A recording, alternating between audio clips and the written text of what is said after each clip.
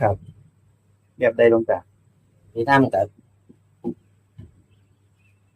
เฮาสวดมนต์นี่ยามสวดมนต์เวลานี่เฮาบ่ต้องไปนึกถึงดอกมันเจ็บขาเจ็บแขนเวทนามันปวดเลยหลวงตาหัวนั่นแหละเฮาบ่ต้องไปนึกถึงมันพุ่นเฮาจ้องไปไอ้จิตตั้งอยู่กับบทสวด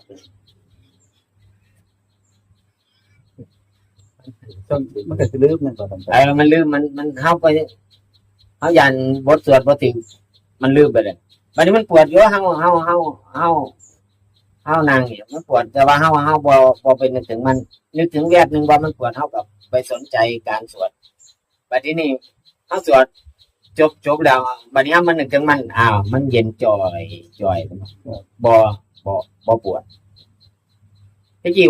มันสิสวดได้พอจบที่มันเปลี่ยน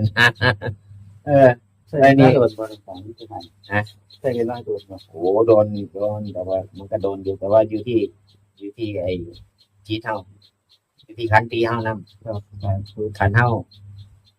มีขันติเฮาบ่สนใจบ่ไปมึงอยากหัดก็มึงอยากปวดก็ปวดไปสนใจคำสวดมนต์แต่เวลา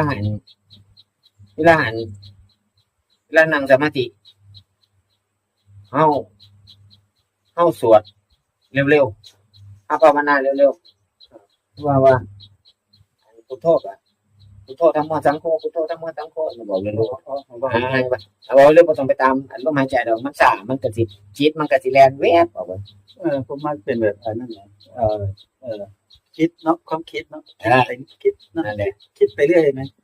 ดึงกลับมาได้แป๊บเดียวคิดไปแม่นเอามันบ่อยู่ดอกถ้าเฮามันแต่ว่าถ้าขนาดสุดมันภาวนาเร็วๆมันก็ยังเอามันบ่อยู่อีกวิธีนึงก็คือว่า